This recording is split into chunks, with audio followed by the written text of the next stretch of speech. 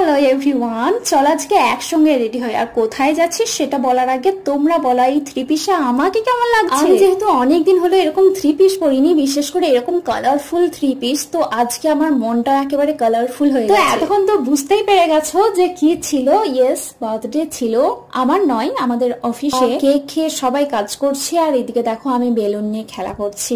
আর বেলুনের উপরে গিয়ে লেখা ছিল, কে বুঝতে পেরেছো আমাকে একটু কমেন্ট করে জানিও। রাত 9টার সময় আমরা অফিস থেকে বেরিয়ে এসেছিলাম একটা রেস্টুরেন্টে, আর এখানটা কিন্তু সাজানো হয়েছিল বার্থডে বয়কে সারপ্রাইজ দেওয়ার জন্য। আর যার বার্থডে, সে এসে পুরোপুরি সারপ্রাইজড হয়ে গেছে। সে ভাবতেও পারেনি যে তাকে এইভাবে সারপ্রাইজ দেওয়া হবে। সে এসে ভাবছি যে এটা আবার কারা সাজিয়েছে।